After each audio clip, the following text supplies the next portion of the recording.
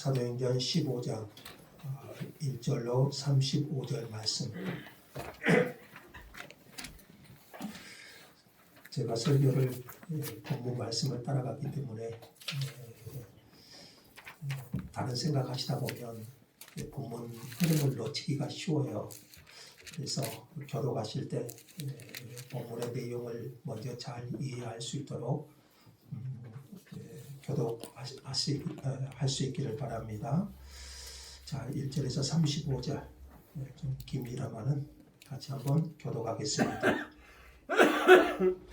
어떤 사람들이 유대로부터 내려와서 형제들을 가르치되 너희가 모세의 법대로 할례를 받지 아니하면 능히 구원을 받지 못하리라 하니 바울 및 바나바와 그들 사이에 적지 아니한 다툼과 변론이 일어나니라. 형제들이 이 문제에 대해 바울과 바나바 및 그 중에 몇 사람을 예루살렘에 있는 사도와 장로들에게 보내기로 작정하니라. 그들이 교회의 전송을 받고 베니게와 사마리아로 다니며 이방인들이 주께 돌아온 일을 말하여 형제들을 다 크게 기쁘게 하더라.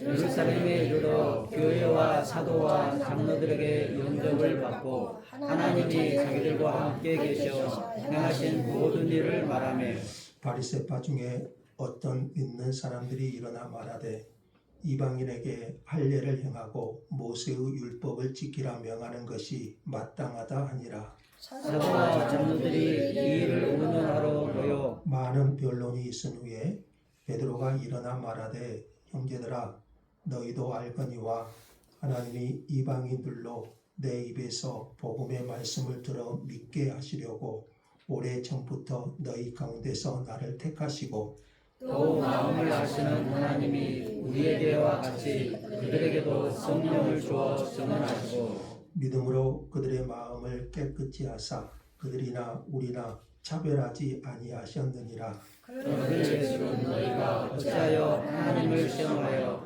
우리의 조상과 우리도 능히 믿지 못하던 너희를 제자들의 목에 두렸느냐. 그러나 우리는 그들이 우리와 동일하게 주 예수의 은혜로 구원받는 줄을 믿노라 하니라. 온 우리가 가만히 있어 바나바와 바울이 하나님께서 자기들로 말미암아 이방인 중에서 행하신 표적과 기사에 가하여 말하는 것을 들으니 말을 마침에 야고보가 대답하여 이르되 형제들아 내 말을 들으라.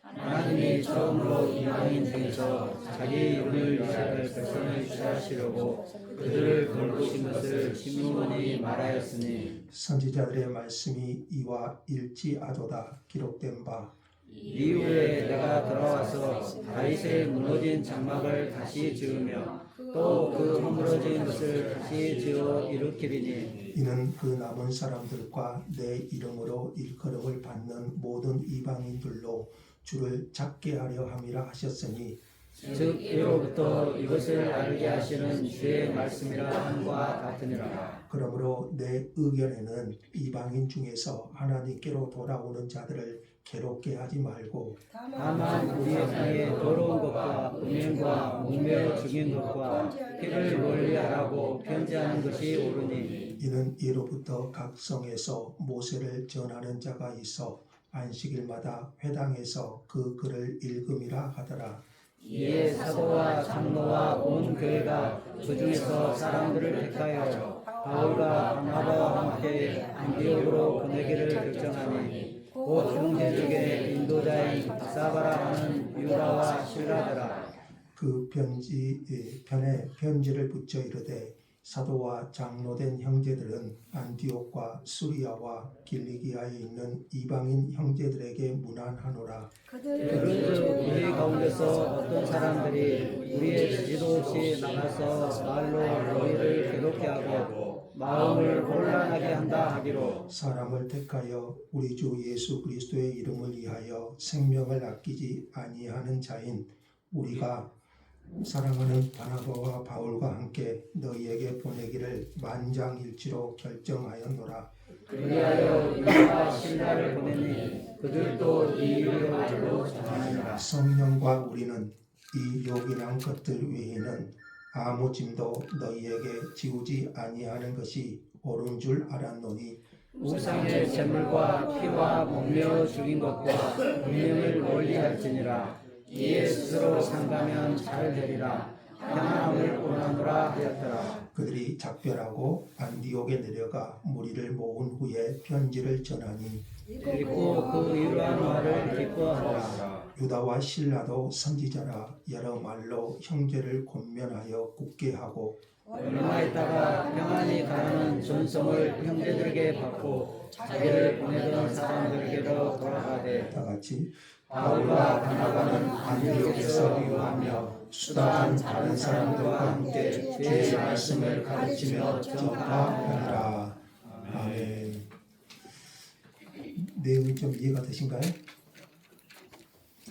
우리 찬송가 286장 286장 1절 4절만 같이 들겠습니다.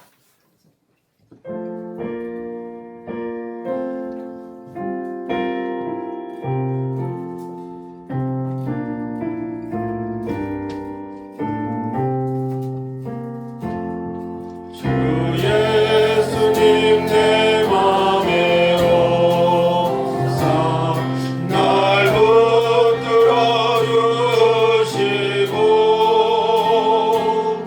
내 마음에 새 힘을 주사 늘 기쁘게 하소서.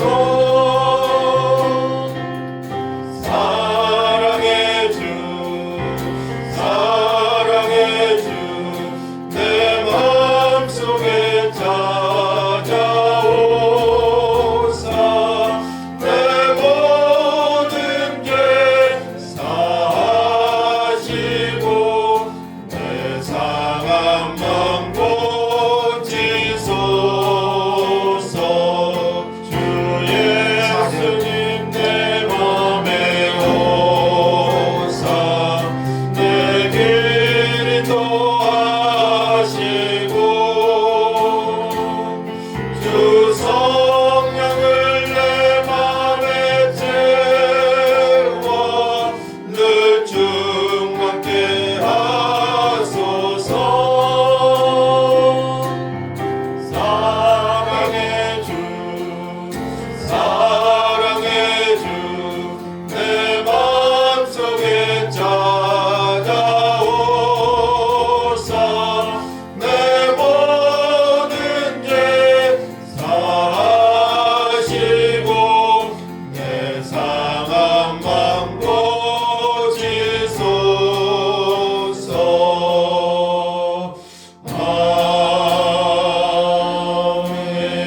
아멘. 할렐루야. 우리 옆 사람과 한번 인사합시다. 잘 오셨습니다. 잘 오셨습니다.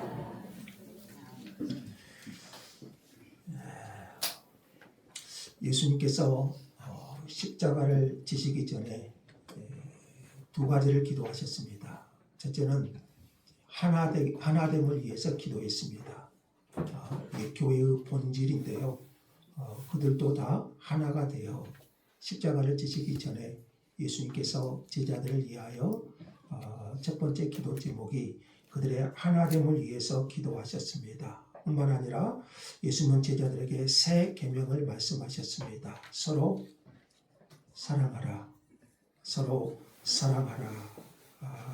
그날 주님의 그 기도를 생각할 때 하나님 안에서의 하나됨과 서로 사랑, 이것이 교회의 본질이라고 할 수가 있습니다. 교회의 본질이 무엇인가?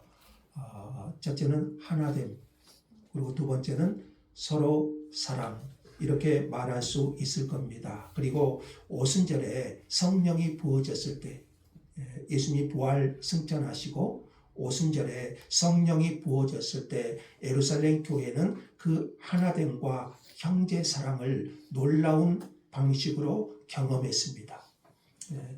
사도들은 주님께서 강조하신 이 두 가지가 교회에 얼마나 중요한 본질인지를 경험했습니다.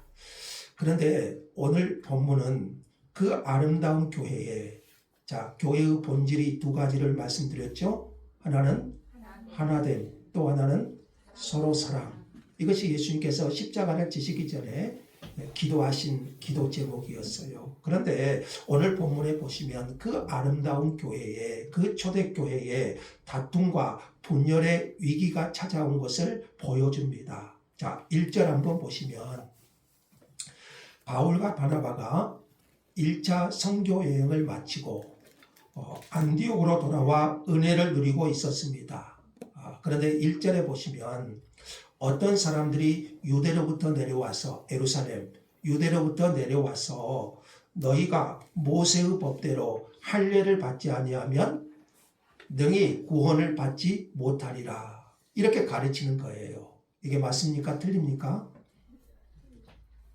예루살렘, 유대로부터 온 사람들이 안디옥 교회에 내려와서 너희가 모세의 법대로 할례를 받지 아니하면 구원을 받지 못하리라. 이렇게 가르치는 거예요. 이들의 주장은 이러죠. 할례를 받지 아니하면 예수를 믿어도 구원받을 수 없다. 맞아요? 받지 않지요. 자, 이것은 단지 유대인과 이방인의 하나됨을 깨는 이기만이 아니라 이방인과 유대인 간의 하나됨을 깨는 위기일 뿐만 아니라 복음 진리의 위기이기도 했습니다. 죄인이 어떻게 구원받는가? 이 문제잖아요. 죄인이 어떻게 구원받는가? 이 문제고, 유대인과 이방인 신자들이 어떻게 그리스도 예수 안에서 하나가 될 수 있는가의 문제였어요.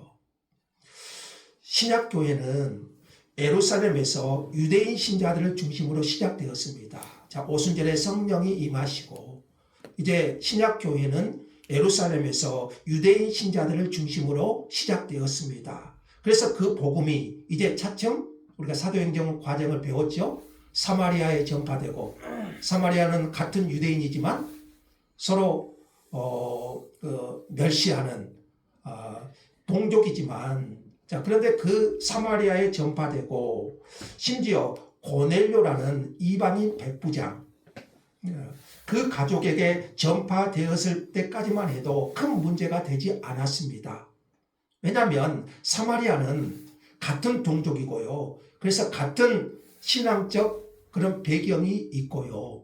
고넬료도 이방인이지만, 이방인 로마 장교지만 그는 하나님을 경외하는 유대인의 간습을 따르고 있는 경건한 이방인이었기 때문입니다. 이 문제는 이제 다수의 이방인 신자들이 있는 최초의 이방인 교회가 어디 교회였죠? 안디옥 교회였잖아요. 다수의 이방인 신자들이 있던 안디옥 교회에서 본격적으로 시작되었고, 바울이 1차 선교 사역을 했던 교회 전체로 이 문제가 확장되고 말았어요. 유대로부터 온 사람들이 이방인 신자들을 향해서 율법을 준수해야 되고 할례를 받아야 한다고 가르치는 일이 일어난 거예요. 이것은 오직 예수를 믿는 믿음으로 구원을 받는다. 바울과 바나바가 안디옥이나 이방인 지역에 가서 선교할 때 그들은 어떤 복음을 전했습니까?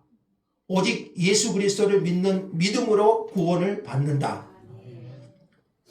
그 복음을 전했는데 유대로부터 온 사람들이 할례를 받아야 구원을 받는다. 예수만 믿어서는 안 되고 할례를 받아야 된다. 그러니까 예수 더하기 할례. 예수 더하기 무엇? 여러분, 이것은 아니잖아요. 그래서 바울과 바나바의 가르침과 갈등을 빚게 된 거예요. 이방인 교회들이 바울과 바나바가 전한 그 복음을 듣고 성령을 받고 그 믿음 안에서 참 평화를 누리고 있었는데, 이제 예루살렘에서 온 어떤 사람들이 그것이 아니다. 예수를 믿어도 율법을 지켜야 되고 할례를 행해야 구원을 받는다. 그러니까 안디옥 교회 가운데 다툼과 분열이 일어나요. 고넬료 사건에서 보았듯이 유대인이 이방인과 함께 식탁에 앉는 것은 매우 예민한 문제였어요. 그래서 하나님께서 보자기 환상을 누구에게 보여주셨죠? 베드로에게. 보자기 환상을 보여주셔서 베드로의 수제자 베드로의 유대주의적 인식을 깨뜨린 후에 고넬료와 그 가족을 구원하셨어요. 그때 베드로가 고넬료 일가와 함께 먹는 일이 기억나시죠? 베드로가 고넬료 일가를 구원하고 그 고넬료와 함께 먹는 일이 유대인, 예루살렘에 있는 유대인 신자들에게 문제가 되어서 비난을 받게 돼요. 베드로를 비난해요. 왜 이방인들과 함께 먹었느냐? 결국 베드로가 고넬료와 그 집안에 행하신 구원의 역사, 하나님께서 그 고넬료와 그 가족에게 이루신 구원의 역사를 보고함으로써 이 문제는 일단락되는 듯 했지만 완전히 해결된 것은 아니었습니다. 자, 바울이 갈라디아서 2장에 보시면은요, 안디옥 교회에서 있었던 일을 들려줍니다. 오늘 사도행전 15장의 배경이에요. 갈라디아서 2장에 보시면 2장 1절 한번 같이 한번 읽어보죠. 다 같이요.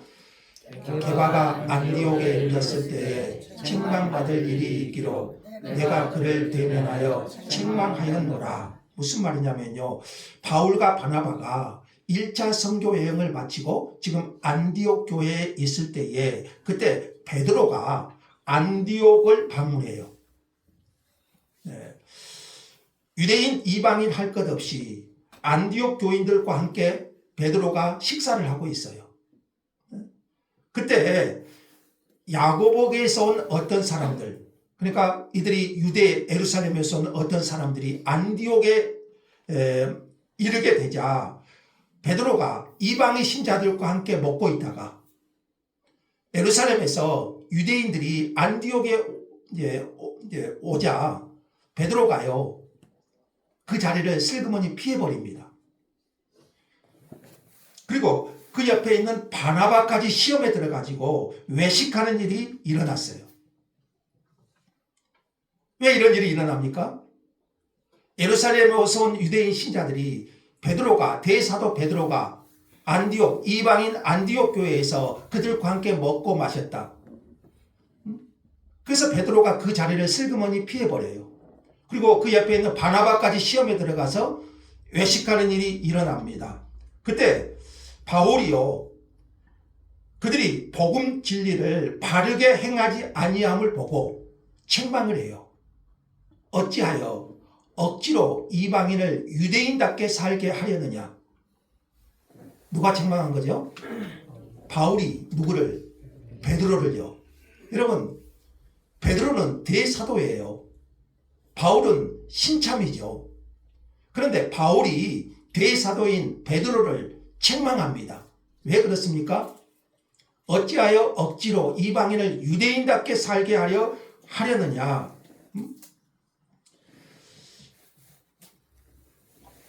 자, 그러니까 여러분, 고넬료 사건에서 경험한 바 있는 베드로가, 여러분 고넬료 사건에서 베드로가 보자기 한상 보잖아요. 그리고 유대주의를 깨잖아요. 그 환상을 본 베드로가 시험에 들 정도였다면, 여러분 당시 유대인 신자들이 이 문제와 관련해서 느꼈을 감정이 얼마나 컸을지 여러분 짐작할 수 있지 않아요. 베드로도 시험에 들었는데요, 다른 유대인들은 어떻게 했어요?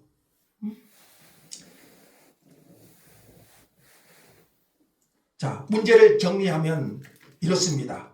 이방인 신자들에게 할례와 율법 준수를 요구해야 되는가? 또는 할례를 받지 아니하면 구원을 받을 수 없는가? 여러분, 이것은 구원 문제와 더불어서 그리스도 안에서 하나됨과 형제 사랑이라는 교회의 본질과 직결되는 문제였어요. 유대에서 온 사람들의 이런 주장과 가르침은요, 안디옥 교회의 평온을 깨뜨리고 다툼과 분열을 가져왔고요. 이것은 안디옥 교회의 이기만이 아니라 바울이 1차 선교여행 때 개척한 다른 교회들도 서로 이방인 교회와 유대인 교회로 분열할 수 있는 그런 위기 상황이었어요. 그러면 안디옥 교회 성도들은 이 문제를 풀기 위해서 어떻게 한가 보세요. 자, 안디옥 교회 성도들은 바울과 바나바와 및 몇 사람의 대표를 예루살렘에 있는 사도들과 장로들에게 보내기로 결정합니다. 자, 이 문제를 풀기 위해서. 그러니까 예루살렘 사도들에게 이 문제를 묻기로 결정을 해요.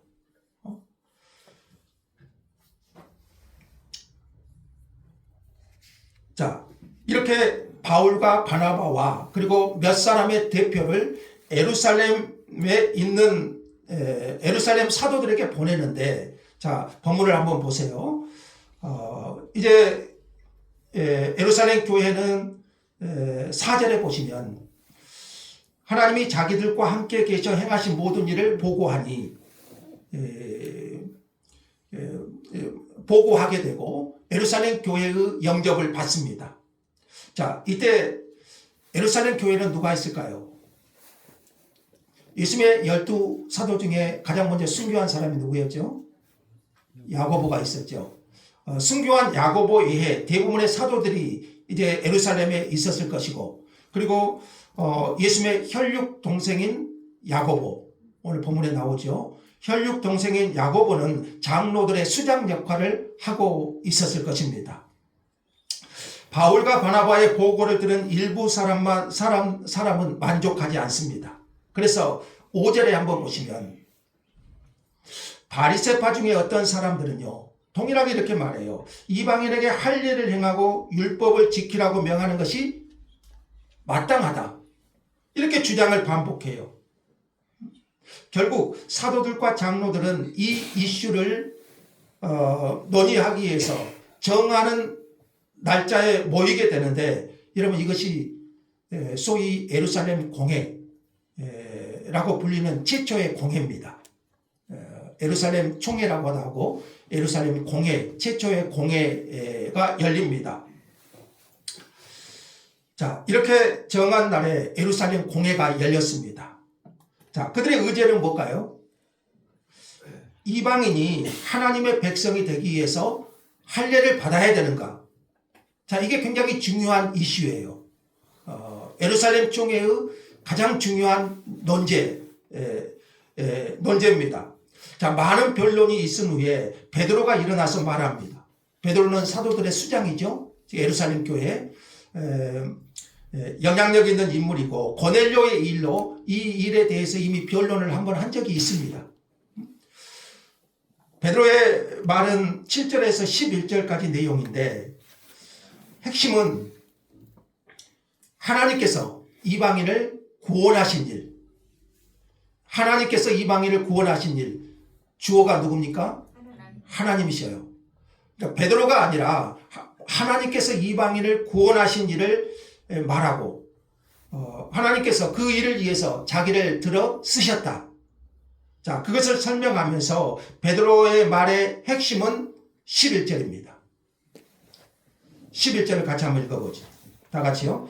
그러나 우리는 그들이 우리와 동일하게 주 예수의 은혜로 구원받는 줄을 믿노라. 베드로의 결론은 명쾌하죠. 하나님이 이방인들을 구원하셨다. 그리고 그것을 위해서 자기를 택하셨다. 그리고 그의 결론은 명쾌합니다. 11절 다시 보세요. 그러나 우리는 그들이 이방인들이죠. 우리와 동일하게 주 예수의 은혜로 구원받는 줄 믿노라. 아멘인가요? 주 예수의 은혜로 구원받는 것이지 할례를 구원의 조건으로 할 수 없다는 거죠. 주 예수의 은혜로 구원받는 줄 믿노라. 여러분, 이게 복음이잖아요. 누구의 은혜로요? 주 예수의 은혜로. 구원은 오직 주 예수를 믿음으로 은혜로 받는 것이죠. 율법의 행위나 의식을 통해서 받는 것이 아니고, 우리 죄를 대신하여 죽으시고 부활하신 예수 그리스도를 믿는 것 외에 다른 구원의 조건은 없습니다. 여러분, 이것이 복음이에요. 주 예수 그리스도를 믿는 것 외에 구원의 조건은 없어요. 유대인이든지 이방이든지 누구든지 복음의 말씀을 듣고 예수를 믿으면 구원을 받습니다. 여러분, 근데 사실 여기에는요, 복음과 율법, 기독교와 종교의 중요한 차이점이 있어요. 복음과 율법, 종교와 기독교. 굉장히 중요한 차이점이 있는데요. 모든 종교는, 여러분 생각해 보세요. 여러분 세상의 모든 종교는 처음에는 영광과 깨달음을 주지만, 모든 종교는요, 깨달음을 주지만은 결국에는 짐과 부담을 지우는 길로 데려갑니다. 이것은 사람을 괴롭게 하는 일이에요.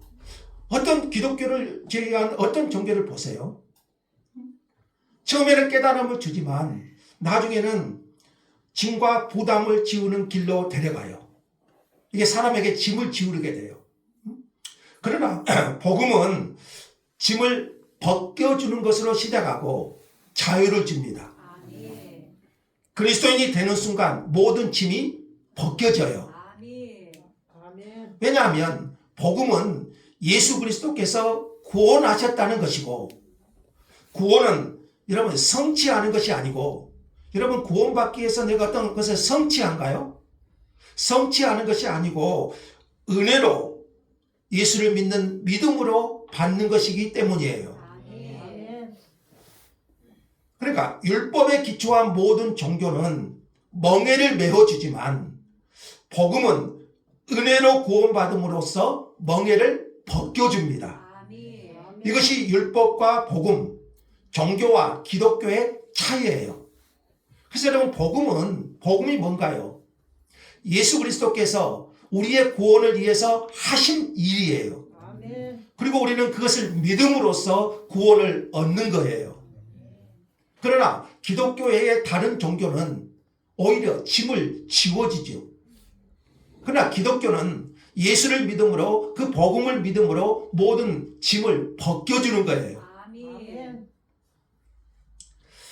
베드로의 연설에 대해서 청중은 침묵하는데요. 이때 바나바와 바울이 말을 이어갑니다. 자, 오랜만에 바나바와 바울 이렇게 되어 있죠. 순서가 바뀌었잖아요. 바울과 바나바로. 그런데 15장에서 바나바와 바울 이렇게 또 순서가 또 바뀝니다. 아마 이것은 의도가 있는 것 같아요. 아마 예루살렘에서는 여전히 바울에 대한 인식이 좋지 않습니다. 그래서 바울보다 바나바가 더 나서서 적극적으로 말을 했지 않았을까, 그런 짐작을 해봅니다. 자, 그들은 자신들이 주로 1차 선교 여행에서 경험한 것, 하나님께서 자기들로 말미암아 이방인 중에서 행하신 표적과 기사, 이걸 증언합니다. 자, 이것은 베드로의 주장을 더욱 확증하는 효과가 있었을 거예요. 여기서도 주어는 하나님이십니다. 하나님께서 하신 일입니다. 아마 바울과 바나바가 많은 말을 했겠지만 사도행전의 저자 누가는 이걸 짧게 설명하고 대신에 이제 13절에서 이어지는 야고보의 변론을 자세히 기록합니다. 자, 야고보가 누군가요? 12사도 중 야고보가 아니고, 이 야고보는 순교했죠. 여기서 나오는 야고보는 예수님의 혈육 동생, 그리고 야고보서의 저자입니다. 야고보서의 저자, 이거 현재는 예루살렘 교회 장로로서 수장 역할을 하고 있고, 아마 예루살렘 공회의 대표 역할을 하고 있었을 거예요. 그러니까 이 야고보의 말은 어떻게 보면 최종적인 결정문과 같아요. 근데 이 야고보의 주장의 근거는 성경이었습니다. 성경. 자, 이 야고보는 시몬의 주장이, 시몬이 누구죠? 베드로죠. 시몬의 주장이 선지자들의 말씀과 일치한다, 이렇게 말하면서 인용한 성경 구절이 아모스 9장 11절 12절 말씀입니다. 이게 16절 17절인데요. 그러니까 야고보가 구약 성경의 기초에서 이 변론의 종결을 지어요. 16절 17절인데 이 내용이 무슨 내용이냐면요, 하나님께서 아모스 선지자를 통해서 하신 말씀인데, 무너진 다윗의 장막을 다시 짓고 그 허물어진 것을 다시 지어 일으킨다, 이런 예언인데, 이 말씀의 의미가 뭐냐면, 자, 메시아를 통해서, 이제 장차 오실 메시아를 통해서 이스라엘의 남은 자들과 모든 이방인들로 세워지는 신령한 장막을 다시 세우고 허물어진 메시아 왕국을 일으키겠다. 그 의미의 예언입니다. 이 아모스의 예언의 말씀이. 그래서 그 남은 사람들과 내 이름으로 일컬음을 받는 모든 이방인들, 이들이 주를 찾게 될 것이라는 아모스의 예언이 야고보는 이루어진 것이다. 그래서 구약 성경에 기초하여 말한 것입니다. 그러면서 야고보의 결론이 뭔가요? 19절 한번 보세요. 19절 한번 읽어봅시다. 야고보의 결론입니다. 다 같이요. 그러므로 내 의견에는 이방인 중에서 하나님께로 돌아오는 자들을 괴롭게 하지 말고. 자, 이게 야고보의 결론이죠. 내 의견에는 이방인 중에서 하나님께 돌아오는 자들을 괴롭게 하지 말고. 괴롭게 한다는 것은 뭘까요? 율법을 지우고 할례를 행하게 하는 거죠. 그러니까 이방인들을 괴롭게 하는 할례를 받게 하고 율법을 지키는 것을 구원의 조건으로 요구하는 것. 이게 이제 괴롭게 하는 거거든요. 괴롭게 하지 말고. 이게 예루살렘 총회의 굉장히 중요한 결론입니다. 그래서 여러분 여기서 이 결론이 안 났다면 우리는 지금도 할례를 받아야 될 거예요. 자, 그리고 다만 이방인들에게 4가지 권면사항을 둡니다. 그게 19, 20절. 20절 한번 볼까요? 자, 그러니까 할례의 멍에는 벗겼죠. 그러면서 이방인들에게 4가지 권면을 둡니다. 우상의 더러운 것, 음행, 목매어 죽인 것, 피를 멀리할 것을 당부해요. 자, 이것은 유대인과 이방인 신자들 사이의 교제를 방해하는 최소한의 욕이란 것이에요.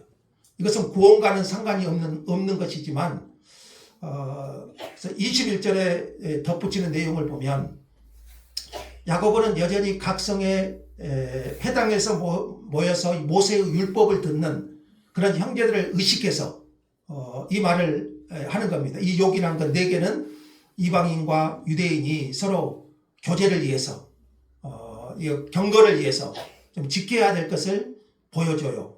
깊게는 설명 안 하겠습니다.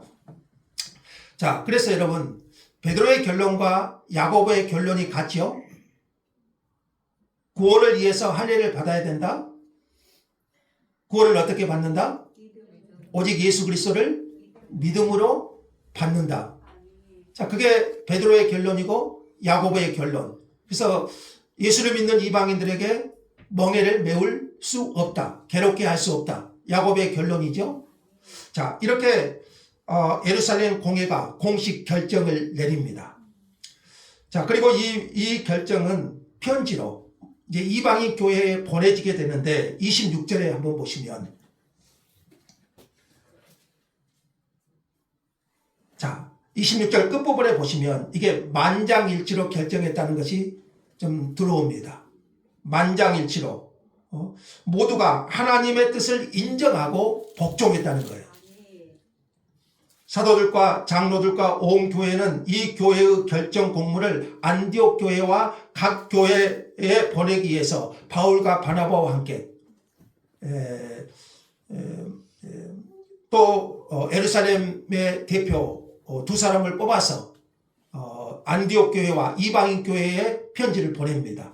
자, 그 중에 바사바라고 하는 유다가 있고요. 22절에 보시면 나중에 바울의 동역자가 되는 실라가 나와요. 여기서 바울과 실라 2차 선교여행 때 이제 함께 가죠. 바울과 실라가 실라의 이름이 여기서 이제 나옵니다. 자, 이 2사람이 안디옥 교회에 편지를 전하니까, 자, 31절에 보시면 안디옥 교회는 그 이러한 말로 기뻐하고 유다와 실라는 얼마 동안 안디옥에서 여러 말로 권면하고 굳게 한 후에 예루살렘으로 돌아옵니다. 자, 바울과 바나바는 이제 다시 안디옥에서 주의 말씀을 가르치고 전파하고 전파했다는 것으로 오늘 본문이 정리가 됩니다. 자, 오늘 본문을 통해서 이 본문은 초대교회의 어떤 복음의 위기에 대한 그런 내용입니다. 그리고 그들이 어떻게 이 위기를 대처하고 풀어갔는가를 보여줍니다.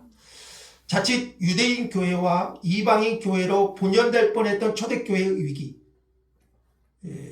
이것이 예루살렘 공회의 결정으로 해소되었고요. 교회는 이제 삼위 하나님 안에서 하나됨을 회복하게 되었습니다. 그런데 여러분, 그들의 결정을요, 그들의 결정, 예루살렘 공회의 결정은 성경에 기초한 결정이었다는 겁니다. 모든 결정의 기초가 어디에서 나왔죠? 성경에서 나왔어요. 그러니까 베드로 그리고 바나바와 바울의 증거는 야고보에 의하여 구약 성경의 예언에 일치하는 것임을 확인했습니다. 그리고 이 결정이 이방인에게 짐을 지워주는, 짐을 벗겨주는 그런 결과를 가져왔죠. 여러분, 이것이 성경과 복음이 하는 일입니다.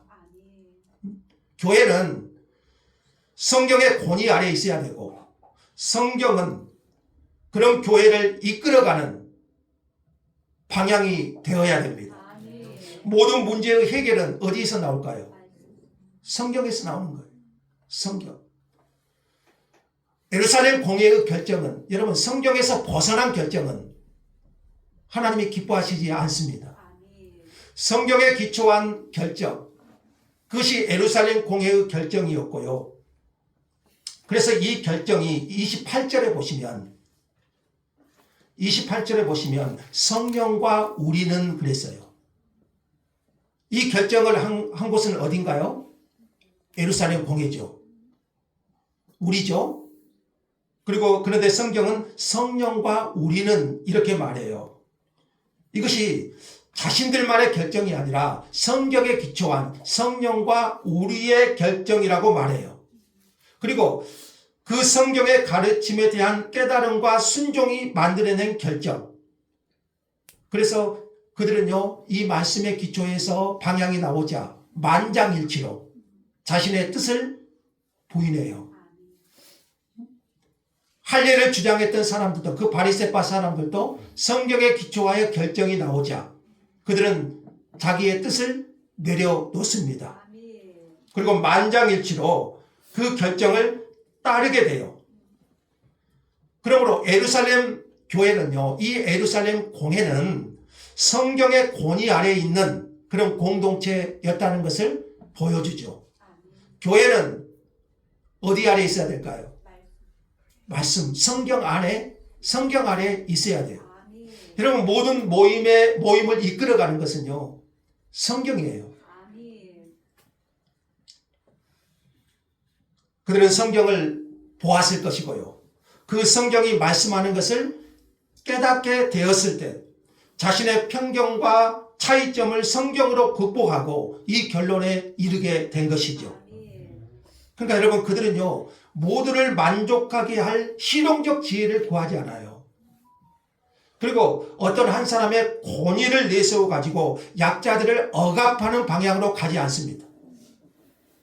교회는 성령의 권위 아래에 있어야 되고, 교회는 그런 공동체이어야 됩니다. 나아가서 여러분이 믿는 가정에도 성경이 방향이 되어야 되고, 성경의 권위 아래 하나님의 말씀에 순종하는 뜻을 모으는 그런 공동체가 되어야 됩니다. 다툼과 변론 속에서 지혜로운 결정을 했던 1세기 안디옥 교회 성도들에게 우리는 감사해야 됩니다. 안디옥 교회는 자신들 교회 안에 일어나고 있는 이 다툼과 변론을 더 큰 권위, 그러니까 예루살렘 공회로 가져가서 묻기로 결정하잖아요. 자, 그렇게 했을 때 하나님의 말씀 안에서 하나된 교회를 회복했을 뿐만 아니라 복음의 진리를 더 선명하게 드러내는 그런 계기가 되었습니다. 그 복음으로 말미암아 이방인 형제들이 자신들의 목에 멍에를 메우는 율법이 아니고 짐을 벗는 자유를 누리게 된 것이죠. 그리고 이것이 오늘 우리들까지 율법의 멍에가 아니라, 할례의 멍에가 아니라 복음 안에서 참된 자유를 누리게 된 계기가 된 것입니다. 중세시대 로마 카톨릭, 자, 그때 여러분 한번 생각해 보세요. 수많은 사람들의 목에 율법의 멍에, 면죄부, 또 그 외에 기타 여러 가지 것들로 신자들의 목에 멍에를 메고 있을 때 그때 마틴 루터가 우리를 자유하게 하는 이신칭의의 복음. 여러분 이신칭의가 뭐죠? 이신칭의 오직 믿음으로 의롭다함을 얻는다. 중세시대 마틴 루터가 여러분 그 복음을 유지하기 위해서 얼마나 많은 피를 흘렸습니까? 그래서 우리가 율법의 멍에가 벗겨지기 시작했죠. 어거스틴이 5세기에 은혜와 행위의 문제에 대해서 펠라기우스 지도자들과 싸웠습니다. 더 나아가서 16세기에는 루터와 칼빈이 이신칭의의 복음을 절대 권력을 가진 교황과 왕들을 두려워하지 않고 싸웠습니다. 복음을 지켜냈죠. 진리의 싸움을 마다하지 않았죠. 그 덕분에 우리는 율법의 멍에를 벗어버리고 여러분 이제 은혜의 복음 안에서 자유함을 누리게 된 것입니다. 그리스도께서 십자가에서 이루어지신 모든 은혜를 믿음으로 받아 누리게 된 거예요. 우리는 오직 예수 그리스도의 복음으로 다른 어떤 율법의 명예가 아니라 그 복음으로 참된 자유를 누리게 된 것이죠. 예루살렘 공회는 진리를 확정한 후에 사랑으로 그 진리를 적용합니다. 진리를 확정한 후에 그것을 사랑으로 적용합니다. 하나됨을 회복한 공동체는 31절에 본 것처럼 다시 기쁨을 회복했고요. 유다와 실라의 권면으로 32절에 교회는 더 견고해졌고 바울과 바나바는 다시 평안을 찾은 안디옥 교회에서 많은 사람들과 함께 주의 말씀을 가르치며 전파하게 됩니다.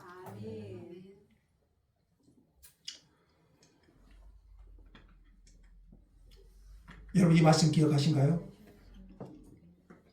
17세기에 마르코 안토니오 도미니스가 한 유명한 말인데요. 같이 한번 읽어보죠. 본질에는 일치를, 비본질에는 자유를, 모든 것에서 사랑을. 오늘 본문에 맞는 굉장히 합당한 말인 것 같아요. 본질에는 일치를, 본질은 뭘까요? 복음이잖아요. 복음의 진리에 대해서는 확고하고 완강하되, 이런 복음은 양보할 수 없지요. 예수를 믿음으로 구원을 받는다. 예수 그리스도 외에 구원자는 없다. 복음은 하나죠. 그 복음을 변질시킬 수 있나요? 여러분 그것은 우리는 양보할 수 없어요. 본질에는 일치를, 비본질에는 자유를, 비본질에 있어서는 자유를, 사랑에 있어서는 부드럽고 유연할 수 있어야 됨을 배웁니다. 바로 예루살렘 공회가 보여준 태도입니다. 여러분 구원받는 진리는 하나입니다. 오직 우리 주 예수 그리스도를 믿음으로 구원을 받습니다. 그렇지만 여러분 신앙생활은 모든 부류의 사람들과 더불어 하는 거예요. 유대인도 있고 이방인도 있고 자유인도 있고 그렇지 않은 사람도 있고, 그러므로 자기의 양심의 자유와 권리만 주장해서는 안 됩니다.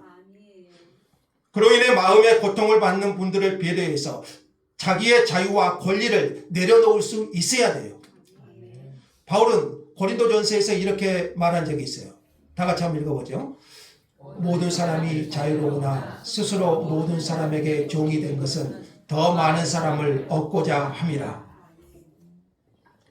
이게 바울의 가치관이었어요. 바울은 복음에 대해서는 분명했잖아요. 다른 복음은 없다. 분명히 경고하지요. 다른 복음을 전하면 저주를 받는다고 아주 심한 경고를 합니다. 그러나 바울은 모든 사람을 향해서 모든 사람을 얻고자 하여 자신의 권리를 버립니다.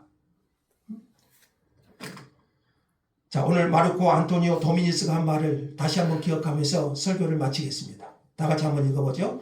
본질에는 일치를, 비본질에는 자유를, 모든 것에 사랑을. 본질은 어떻게죠? 일치를. 비본질은 자유를, 모든 것에서 사랑을. 여러분 이게 우리 복음 안에서 얼마나 중요한 성경은 아니지만 굉장히 중요한 저는 오늘 본문에 맞는 말씀이라고 생각해요.